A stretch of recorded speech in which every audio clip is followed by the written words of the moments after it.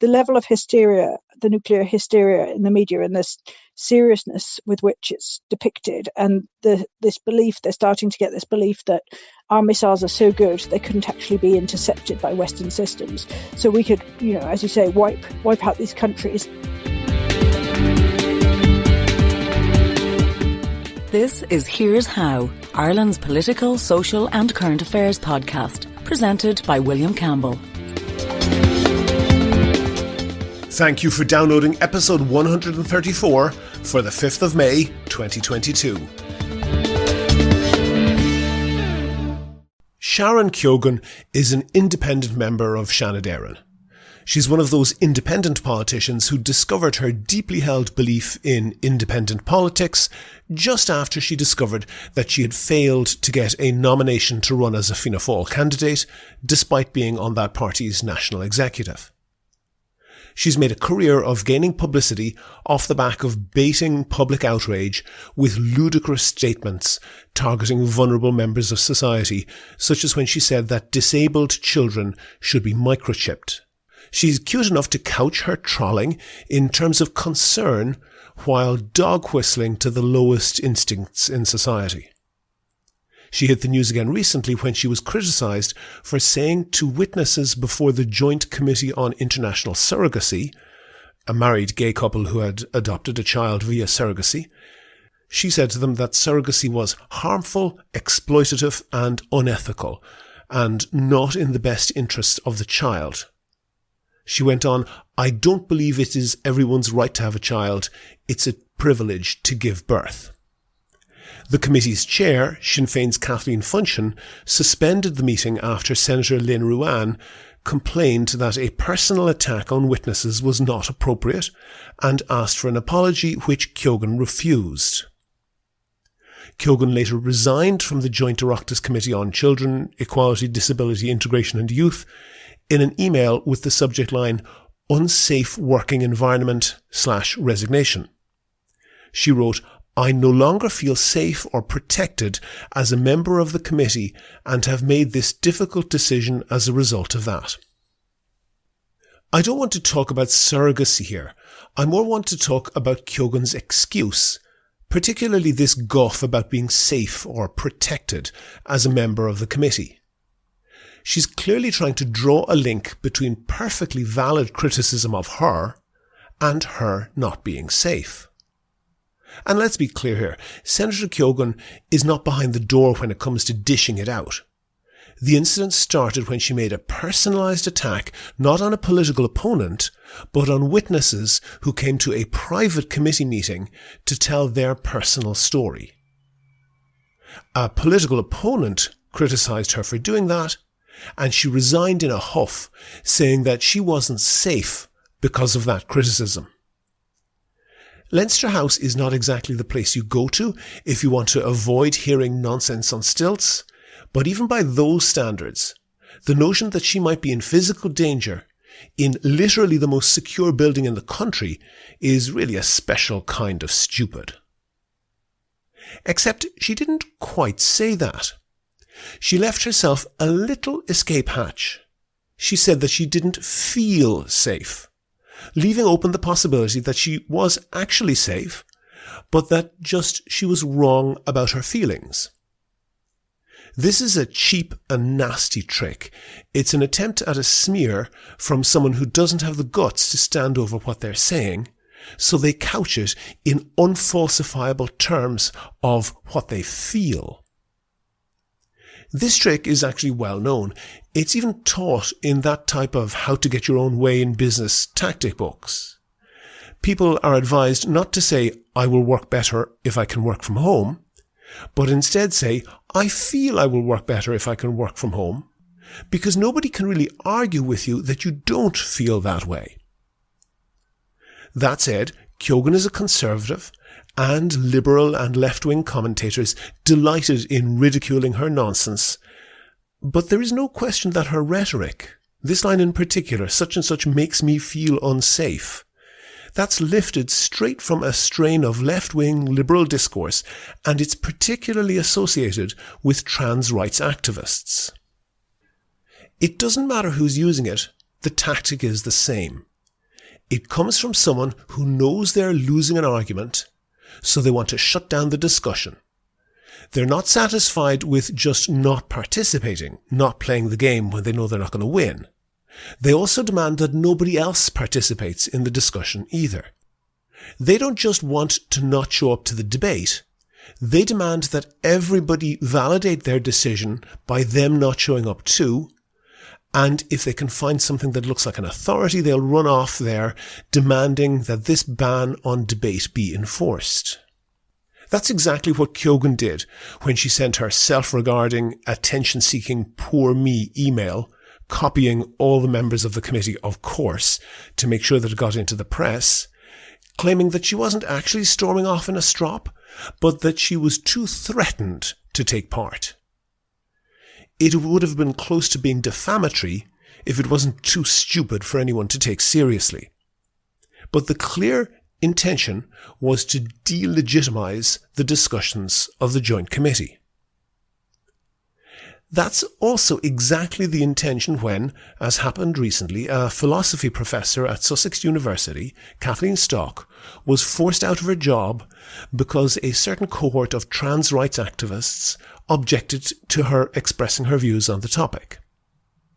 For the record, she has said, quote, "I gladly and vocally assert the rights of trans people to live their lives free from fear, violence, harassment, or any discrimination." But she has also said that trans women, that's to say people who are born male but transition to be women, she has said that they should not be given access to certain female-only spaces and activities on the basis of gender self-declaration alone. In this case, some trans rights activists went further. They said that Professor Stock holding these views and being employed at the university made them unsafe.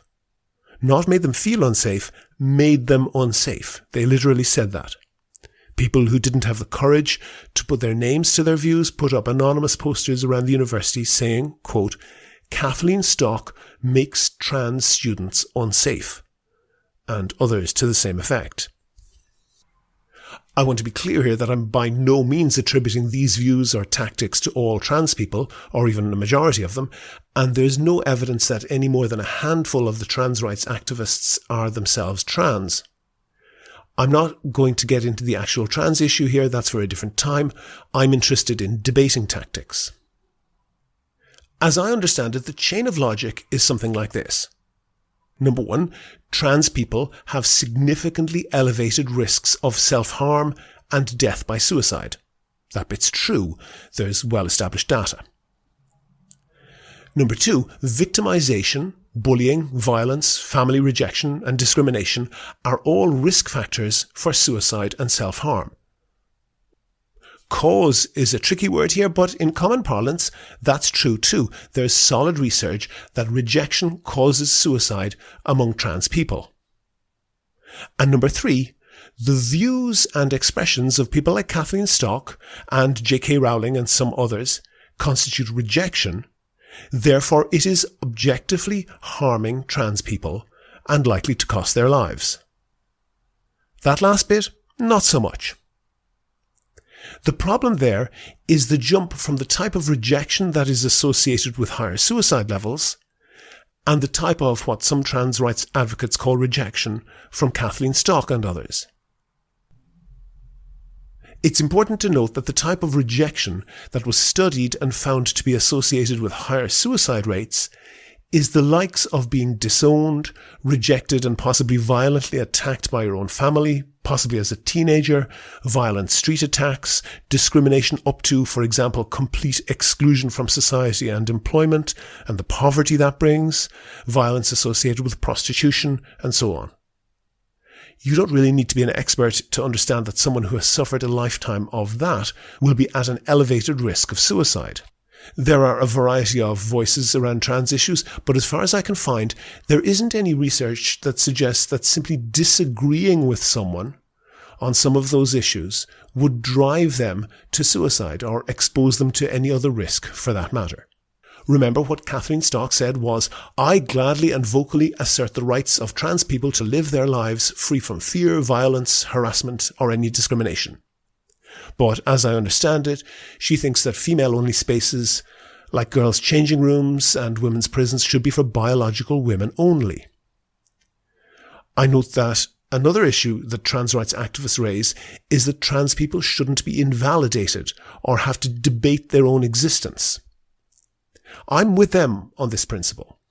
To take a catastrophist comparison, you wouldn't remotely expect Jewish people to show up at the Wannsee conference to calmly debate to what extent the Holocaust should go ahead, and had it been possible, you couldn't reasonably expect them to do anything other than protest and disrupt it as much as they could. But the point is, that is a catastrophist comparison. There are certainly a lot of people out there saying horrible things about trans people, but that doesn't include Kathleen Stock, and there are issues to be discussed, such as I mentioned, female-only spaces like girls' changing rooms and women's prisons. There's also the issue of trans children. Do you take a 4-year-old child, biologically female, any more seriously if they say, "I'm a boy," than if they say, "I'm a dinosaur"? That's a real case, by the way. The parents went public on it along with full names and many photos of them and their children, saying that they had the permission from their child, aged 4, to do so. There's just no evidence that calm public discussion of these issues makes anyone unsafe. One other point that the trans rights activists make is that even if, for example, Kathleen Stock isn't a direct threat to them, she encourages or enables other people who are a threat. In principle, this concept does have merit. There are situations where a speaker on a topic ostensibly stays on the right side of the line, not advocating violence, but the totality of their contribution gives the impression that they're sending a coded message. They're winking at people who are willing to commit violence to let them know that they really support them. Donald Trump comes to mind here, saying some of the far-right marchers in Charlottesville were, quote, very fine people. When Sharon Keoghan says disabled people should be microchipped, rightly or wrongly, that certainly could be read by some people as support for drastically infringing their human rights. But whether you read the lines, or between the lines, or anywhere else, it is abundantly clear that Professor Stock is going out of her way to be clear that she supports the civil rights of trans people. And, to get back to Senator Keoghan, she claimed that people just saying that they disagreed with her stance and style of questioning made her feel unsafe. Given that the chance of actual violence against her in an Oireachtas committee is 0, there is a clear solution here. Lots of people have harmless phobias. They'll run to get someone else to take a spider out of the bath for them or whatever. But when those phobias cross a line where they interfere with the conduct of their life, they're so scared of cancer that they won't walk down a street where there's a cancer hospital. That meets the clinical definition of a psychiatric condition. If Senator Keoghan can't do her job because of an irrational fear of being attacked, she needs psychiatric treatment. Unless, of course, she's lying. Either way, she has no business being in politics. And, be it in universities or anywhere else in public life, people who go way beyond what is supported by evidence and claim that people who disagree with them should be fired or sanctioned in some other way, supposedly to protect their safety, won't win any arguments like that. You just have to see the glee with which that's reported in the right-wing press to understand that. Nobody should have to put up with abuse, but if someone is or feels threatened by normal, robust public debate, then it's on them to withdraw from it. It's just not possible to have a society if anyone at any time can push a button labelled "I feel unsafe" and use it to close down any discussion they don't like. In a moment we'll have that interview, but first I want to thank all of my donors on Patreon. I really appreciate everyone who donates there. Patreon is a web service and it allows you to sign up and donate €1 or €2 for each podcast or per month, and that helps us to devote time to researching topics and finding interesting guests. And if you could do the same as those donors and help out the podcast, there's details on the website and at the end of the show. Do you agree? Do you disagree? Follow at Here's How Podcast on Twitter and like Here's How on Facebook for updates on each show's contents. On the line from her home in Oxfordshire, I have Sarah Hurst. Sarah got interested in the Soviet Union and became a journalist and studied Russian when she was 16, when the Berlin Wall came down at the time of the end of the Soviet Union. And she's basically been reporting on Russia for the past 30 years. Sarah, we're hearing an awful lot of what's going on in Ukraine at the moment. What do you think is going on in Russia? It's become a lot harder to find out what's going on in Russia because of the shutdown of information and the shutdown of independent media, which became very widespread just after the invasion. So some of the biggest independent media outlets have shut down, including Echo Moskvy radio station and Novaya Gazeta, the newspaper whose editor, Dmitry Muratov, won the Nobel Prize last year.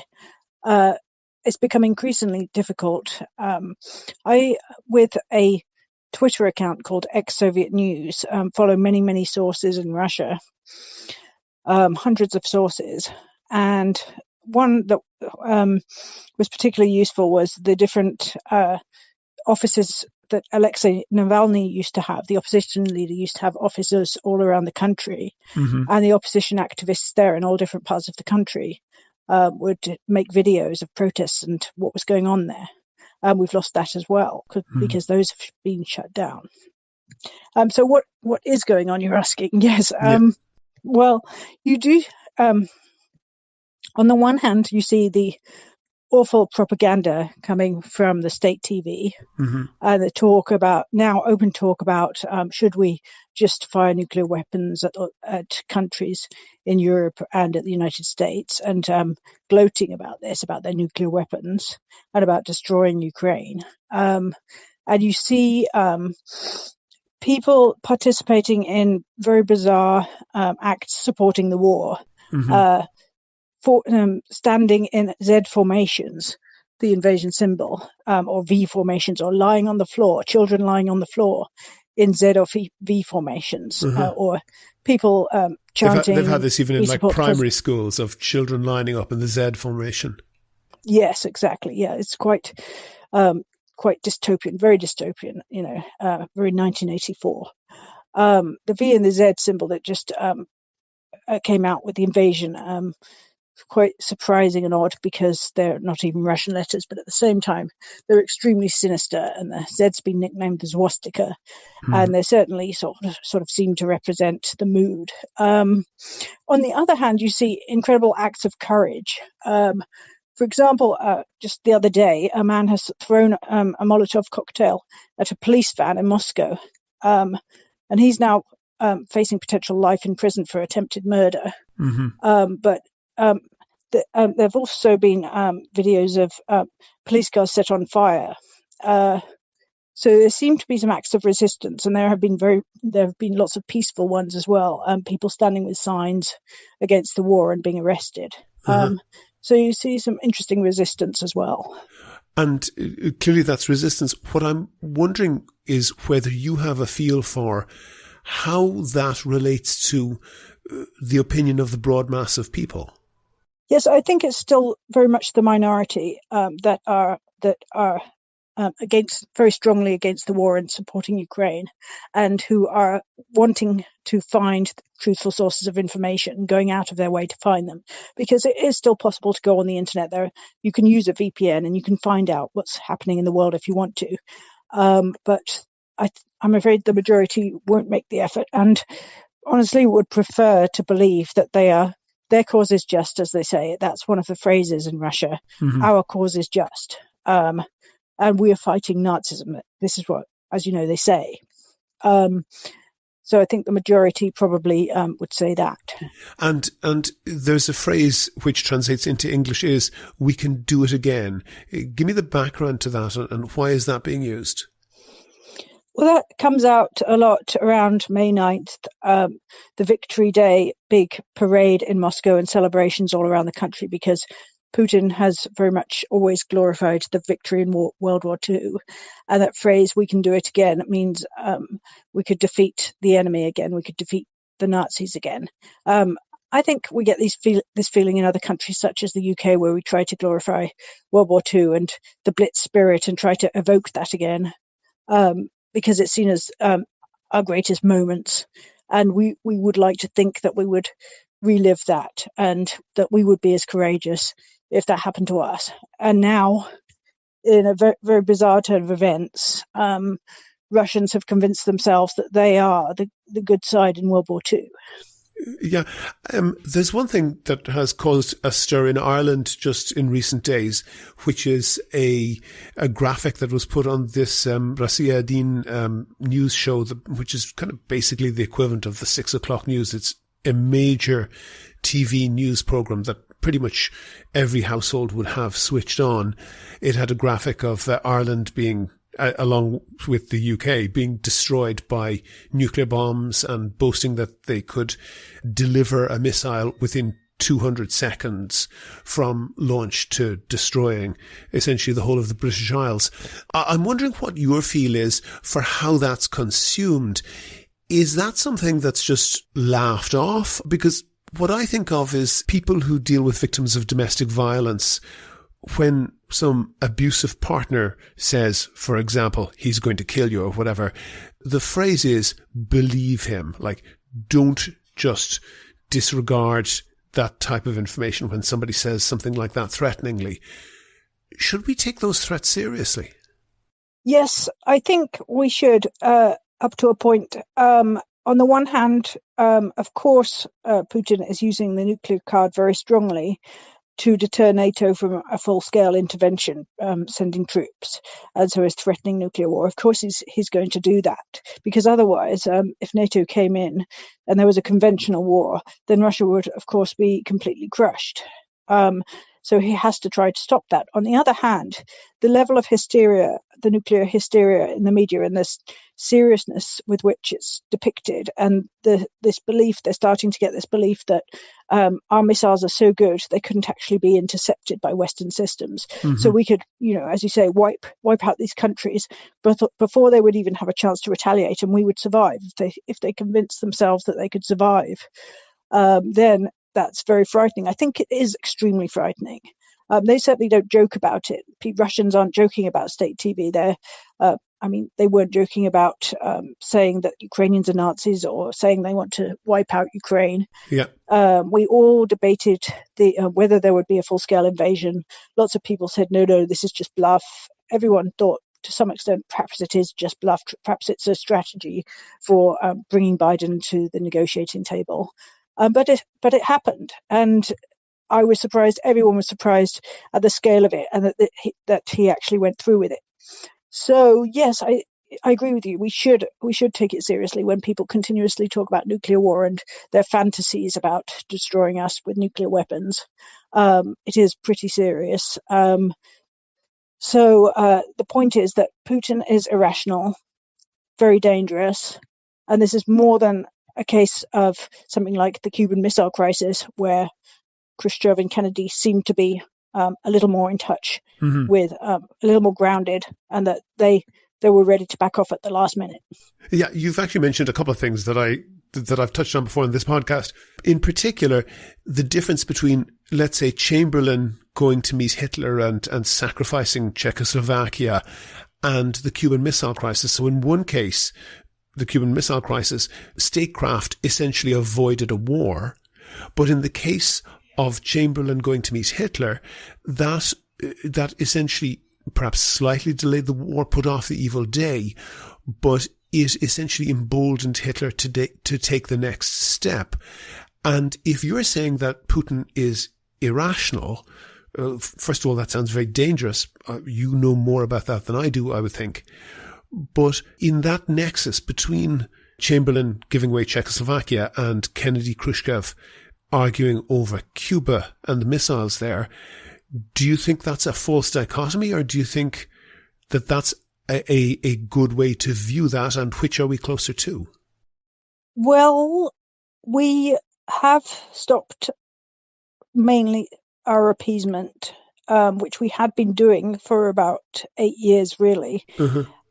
Where we had hoped that we'd achieved a balance with Putin, and sort of accepted that he had taken Crimea and part of Donbass. And yes, there were sanctions, not very strong sanctions, but he could even host the World Cup in 2018, despite all the invasion of Ukraine previously, the assassinations abroad, the doping in the Olympics. He was actually able to host the World Cup, the Soccer World Cup. And even with the poisoning of the Skripals in Salisbury and so on. So there was a quite high level of appeasement that we went through, and with Germany and other countries reliant on Russian energy, a lot of dependence. And so now we're not so much doing the Chamberlain strategy. No one, except for perhaps unfortunately some hard left people, or perhaps some far right people as well. A couple of people in Dublin, I think, who are well known. Yes, Mick Wallace and Claire Daly would want to say openly, let's give away parts of Ukraine, more parts of Ukraine to Putin, and hope that he stops. We don't have Ukraine to give away. You can't give away countries and people and say, here, take them. We get that now. So it's not going to be appeasement. And we are sort of in a standoff, but it's different from the Cuban Missile Crisis because there wasn't an all-out war going on either then. So yes, it is very, very dangerous. And the Cuban Missile Crisis lasted for 13 days, I think, because there's a film, 13 Days. So this war has already gone on for 2.5 months, or a lot longer if you count from the annexation of Crimea. You mentioned the Irish MEPs, Claire Daly for Dublin, Mick Wallace for Ireland South. I mentioned previously that these people and others seem to think that they are capable of psychoanalyzing Vladimir Putin, that they are his therapist, and that they can say what he thinks and say how he feels even better than he can. And I actually can't see, and having perhaps longer familiarity with these characters, Daly and Wallace, than you might have, it's difficult genuinely for me to see why they're saying that. They don't seem like characters that would be explicitly compromised in the sense of, I don't think that they'd be, politicians who would take a suitcase full of cash in return for saying something. But they have clearly been influenced. In particular, over the past few years, they've done things like visited Lithuania in order to support a Russian spy who was apprehended there and is on trial, which seems like a very marginal interest for an MEP from, a small corner of Ireland to be doing. Do you have any insight into how the Russians managed to keep those type of characters on side, or what that influence program, what is happening there? Yes, I have looked at this quite a lot over here in the UK because we had a very similar issue with Jeremy Corbyn, the former Labour leader. And he's very strongly still associated with an organisation called Stop the War, which actually is against any war except when Russia's involved. They're always apologists for Russia. And this has been a very disappointing phenomenon on the left, where you expect people on the left to support human rights above all, but their bizarre support for Putin, even though he's in no way left wing. And the root of it seems to be, as well as some residual feeling of empathy with the Soviet Union, feeling that this is still the Soviet Union, it's basically that above all, they're anti the imperialist United States and NATO. So that is sort of the number one priority. Anyone who is against NATO and the United States is possibly our friend, I think. Okay. One other thing, I want to just talk about the people in Russia again a little bit, but just before we move away from Putin, you said that Putin is irrational. Do you have any insight to what degree the people around him might bring him to rationality, either by persuasion or by use of a bullet or in any other way, that if Putin did something that threatened the elite around him, threatened their position, to what degree is there a chance that they would bring him down? Well, I think we've been far too hopeful on that. I think anyone who with a brain is long gone from there and has been excluded. You see people like Sergei Lavrov, who the foreign minister, who's just said, well, Jews can be Nazis too, that sort of thing. Well, Zelensky might be Jewish, but Hitler was somewhat Jewish, wasn't he, as well? This sort of thing. And then now to be clear, those are the words of Lavrov. That's not you saying that. No, right. Sergei Lavrov, the Russian foreign minister, has just said this. Yes. This is the type of person who's around Putin, who's close to Putin.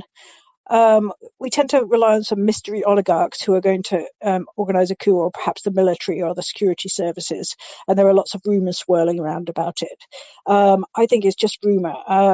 And I don't think we should just be hopeful, because there are so many other Putins in the shadows behind him, so many people just like him who believe in this sort of death cult that without Russia, there can't be a world. Russia must be a superpower, and we must prove ourselves. We must bring down the power of the United States, no matter what it costs. And this is what they all seem to believe in. So I think it's too hopeful to think that there are people there who will say this has gone too far at this stage, when we've seen everything that's happened, and they haven't taken any action. I don't think there are such people, really. Okay. You might be familiar, I don't know, with a book and later a film called Alone in Berlin. And I would recommend the book, but it's in 1940 and it deals with a husband and wife whose son has been lost early in the war, died in France. And they decide to do the most minor acts of resistance, of leaving individual handwritten postcards against Hitler around in stairwells, and it's a tiny number, like half a dozen of these. And this is apparently a true story, or based on a true story. The point of the book, though, is that it just describes in great detail the absolute terror, the grip that the Nazis had over the whole of Germany. And I'm wondering whether you have any, I know you haven't been to Russia in several years because of what's going on, but that you have a lot of contacts there. I'm wondering whether you have any insight into how total that degree of control over society is for ordinary people.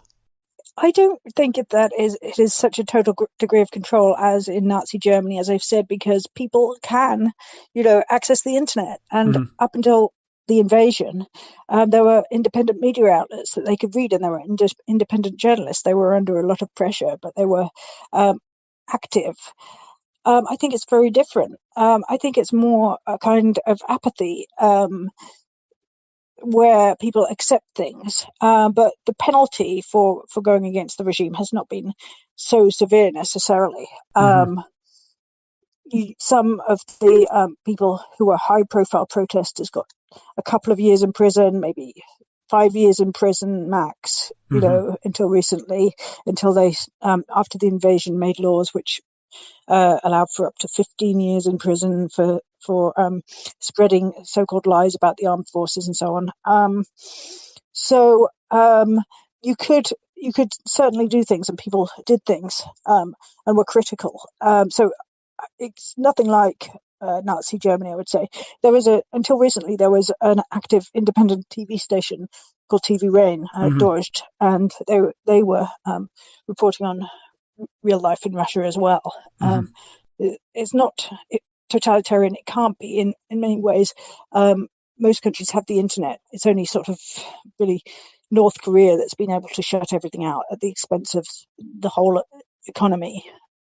One last question for you then, because I think coming from Ireland, let's say we've been disappointed with the general thrust of politics over the past decade or so in the UK, in London in particular. And it has to be said that although Boris Johnson seems to, for the past decade, have spent his every summer holiday at the mansion of a former KGB agent in Tuscany, it does seem like, compared to the other European governments, he's been pretty forward in supporting Zelensky and arming Ukraine. Is that a testament to the permanent government in Britain that, you know, MI5 or MI6 have somebody all the time studying what's going on in each country? And when the day came, whoever was in the Ukraine department and then the Russia department came along and knocked on Boris Johnson's door and said, by the way, this is serious and what you need to do is this. And he did it. Or has Boris Johnson grown a sense of responsibility? Do you have any sense of what's going on there? Yes.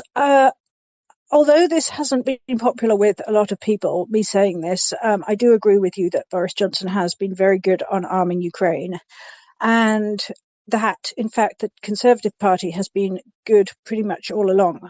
Not brilliant in some cases. Their reaction to the poisoning of the Skripals wasn't that strong. It was expelling diplomats. But yes, as I say, it was extremely difficult when I was feeling, the opposition party is led by Jeremy Corbyn, who is almost an overt Putin apologist, in my opinion. Whereas I would normally have actually voted Labour until he arrived. And that was quite shocking to me. And at the same time, it wasn't just Boris Johnson. Before that, there was David Cameron and Theresa May from the Conservatives. And they've always, all along, consistently been very critical of the Kremlin and of Putin. Now, this has got all mixed up with Brexit and a lot of beliefs about Russian intervention in Brexit with not a huge amount of solid evidence. So a lot of British people think that Russia was partly responsible for Brexit. But I didn't think they were that influential, to be honest. It was really more the Conservatives and the tabloids that influenced people. And again, it's like with the Scottish independence movement. Putin supports that too, because he wants to break up countries and break up the EU. But that doesn't mean that if you support Scottish independence that you're working for Putin. And then again, there's the Russian money influence on Boris Johnson. But that isn't necessarily Kremlin money. It's rich Russians in London who are really exiles from the Kremlin on the whole. So there isn't really a smoking gun saying that Boris Johnson is working for the Kremlin. He's continuing the normal Tory policies. And his friend Lebedev, Evgeny Lebedev, he's the son of a former KGB agent, but he is just, again, a rich Russian. And I don't think he's working for the Kremlin. Although he was made a Lord in the House of Lords against the advice of the security services. Yes, that was ridiculous, absolutely ridiculous. But I mean, there's a slightly separate issue of the Conservatives really being sort of pandering to all kinds of rich and questionable people from all kinds of countries, I think. I think if the Kremlin had influence over Boris Johnson, he wouldn't be arming Ukraine so avidly, and he's really very much admired in Ukraine. Sarah Hurst, author of The Russia Report, a weekly newsletter. Thank you very much for talking to me. Thank you. Never miss a show. Follow at Here's How Podcast on Twitter and like Here's How on Facebook for updates on each show's contents. Go to the website for sources and references from the show. And while you're there, you can like the show on Facebook, follow the show on Twitter at Here's How Podcast, and follow Sarah Hurst at Ex-Soviet News. And get in touch if you can suggest a guest or a topic for the next show. Thanks again to all the patrons on Patreon. Their donations allow me to devote time to research and finding interesting guests. And if you could do the same as them and donate €1 or €2 per podcast or per month, please do go to patreon.com/here'show. That link is on the website. Also there you can find out how to subscribe to the podcast for free on your computer, on your phone, or by email. All that information is at www.here'show.ie. The Here's How podcast is produced and presented by me, William Campbell. The assistant producer is Kevin Wolf. Thank you for listening.